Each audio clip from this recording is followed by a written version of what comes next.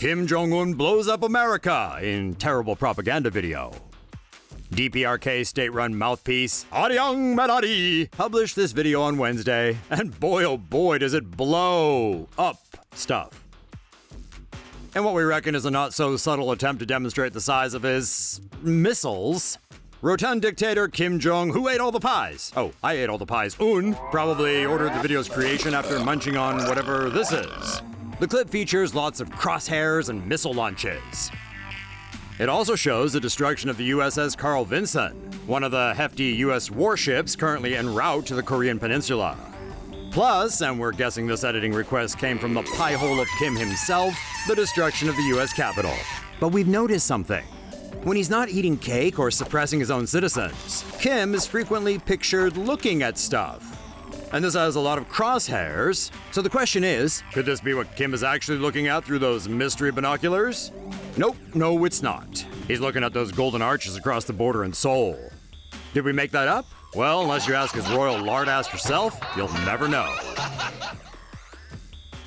Say no to safe spaces on YouTube. Support TomoNews at patreon.com/TomoNews. Kim Jong Un is a horrible, horrible person. Here's some reasons why.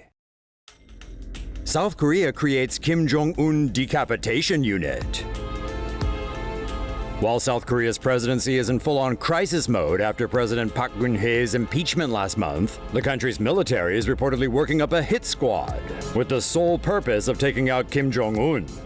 Known as the decapitation unit, the crew would sneak solid snake style into the north during an event of war, and then begin to eliminate the Dprk's wartime command. How they plan to do this is anyone's guess, but going by the name, we reckon it involves heads rolling, yeah? The unit would be part of a kill chain operation. If war happens, this would see Seoul deploy anti-missile defenses and a preemptive military strike against Pyongyang. North Korea wants China to stop calling Kim Jong Un fat.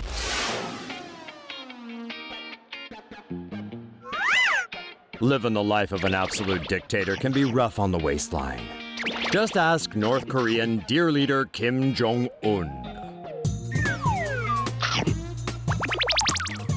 Kim has been packing on so many pounds that even China has been taking notice, with Chinese netizens dubbing him Kim Fatty III.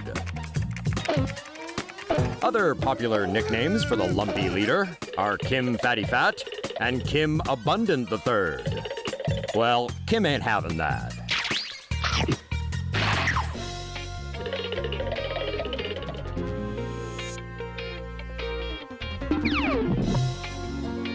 North Korean officials have asked their comrades from the north to stop with the name-calling before heads start to roll.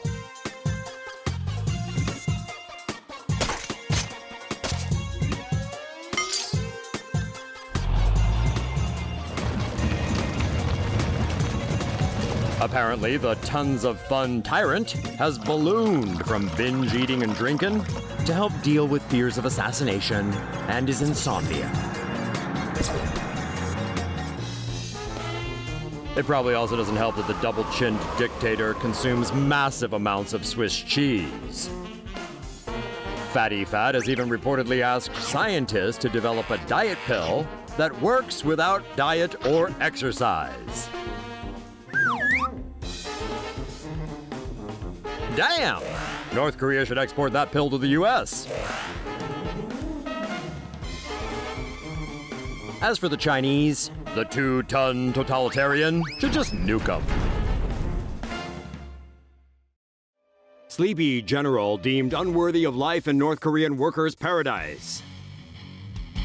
Defending North Korea from real and imaginary enemies is tiring. Defense Minister Hyung Chol was reportedly a bit sleepy one day, so Supreme Leader Kim Jong Un put him to sleep permanently.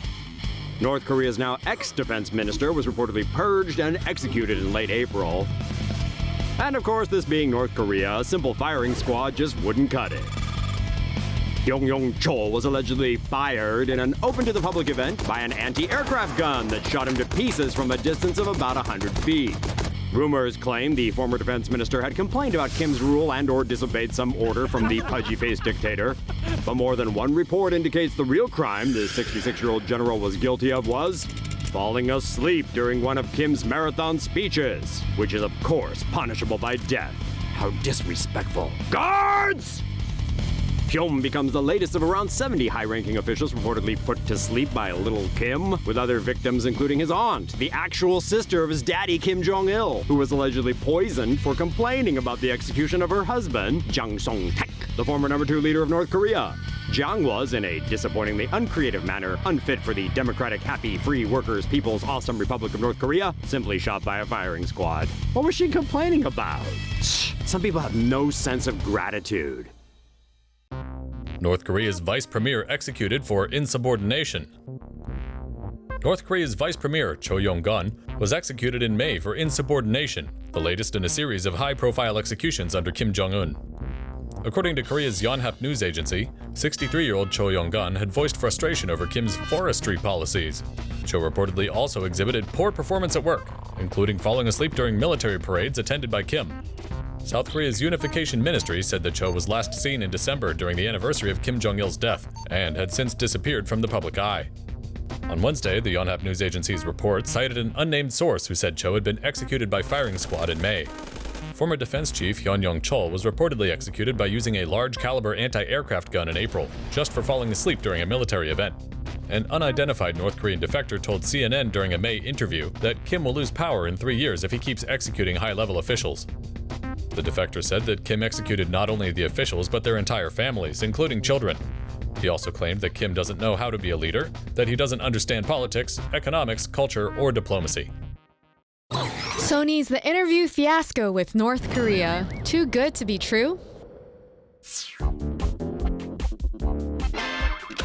Sony exposed its nuts to the world this week, and it's been confirmed. They're real small.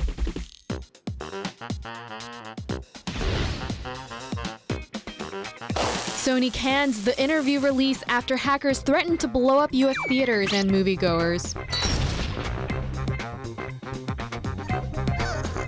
The comedy stars Seth Rogen and James Franco as journos who are sent by the CIA to assassinate glorious leader Kim Jong Un.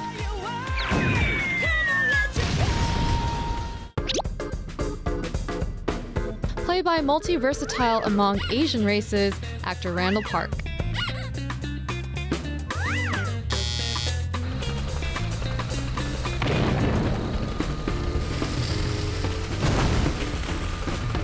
Apparently, the original film was changed because the original death scene with Kim's head exploding was too much. Fortunately, we belong to the school of the more head explosions, the better.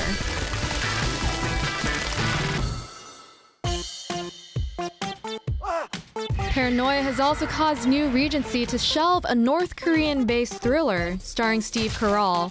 Thank you, North Korea. And Paramount to pull substitute showings of Team America.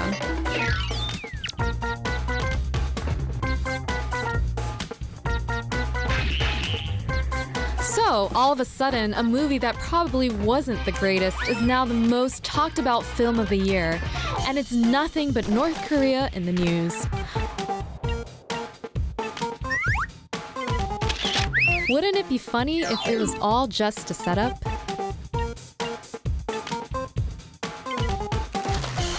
Say no to safe spaces on YouTube. Support TomoNews at patreon.com/TomoNews.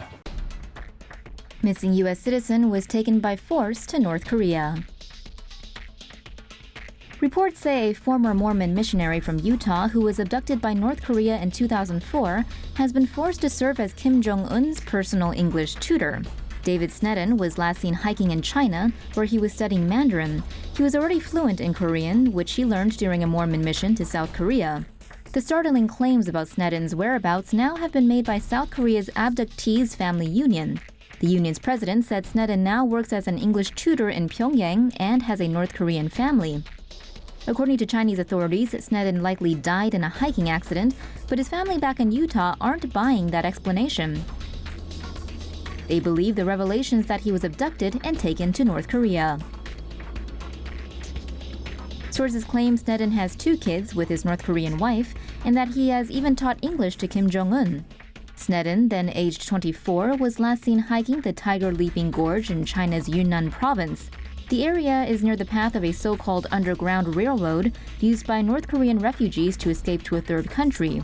North Korean agents are believed to operate in the area with China's blessing. Snedden's parents have never accepted China's explanation for his disappearance, and let's face it, this wouldn't be the first time North Korea abducted someone to serve the Kim family. Kim Jong Un and crew get funky to celebrate missile launch. This week, a North Korean submarine successfully launched a ballistic missile some 300 miles into waters close to Japan. According to the Associated Press, the launch happened prior to the Dprk's military first celebration. Said celebration is more or less a nationwide state-ordered dance-or-die party, as well as a militaristic middle finger to those nefarious foreign forces.